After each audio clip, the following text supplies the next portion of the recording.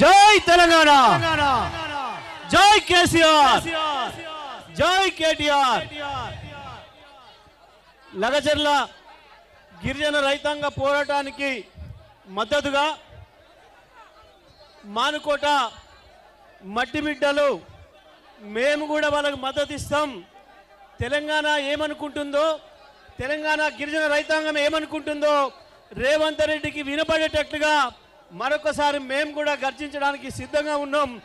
మీరు రావాలి అని చెప్పి బీఆర్ఎస్ పార్టీ రాష్ట్ర కార్యనిర్వాహక అధ్యక్షుడు కేటీఆర్ గారికి ఆహ్వానం పంపడం, దాంతోనే వణికిపోయిన రేవంత్ రెడ్డి ధర్నానే జరగనివ్వను అని చెప్పి అహంకారంతో ఆపితే కోర్టు ద్వారా పర్మిషన్ తీసుకొని కేవలం 1000 మందినే మనం రమ్మని చెప్పి అడిగినా అంతకంటే ఎక్కువ మించి తండలు ఖాళీ చేసి వచ్చిన మానుకోట అన్నదమ్ములందరికీ వందనం, ఉద్యమాభివందనం. ఏం జరిగింది ఇవాళ లగచర్లలో? అది లగచర్ల కావచ్చు, ఇవాళ రేపది మానుకోట కావచ్చు, ఎల్లుండి ములుగు కావచ్చు, తెల్లారి అలంపూర్ కావచ్చు, ఇంకొక రోజు ఆసిఫాబాద్ అలంపూర్ కావచ్చు. రేవంత్ రెడ్డికి ఒకటే ఎజెండా.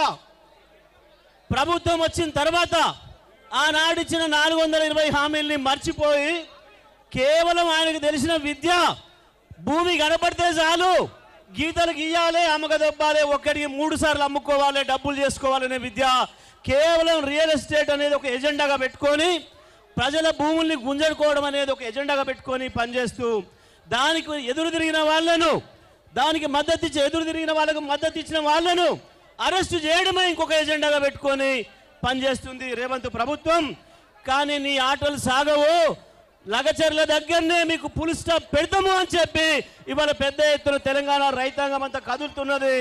రేవంత్ రెడ్డి, ఇది కేవలం మానుకోటది మాత్రమే కాదు, ఇది మొత్తం తెలంగాణ గర్జన. ఇది తెలంగాణ రైతాంగం అంతా ఏమనుకుంటున్నారో చెప్పడానికి మానుకోట ఉదాహరణ. గతంలో మీ సమైక్యవాదులకు చరమగీతం పాటింది కూడా ఇదే మానుకోట. మళ్ళీ ఇవాళ ఇదే మానుకోటలో మొదలైంది నీ పతనం.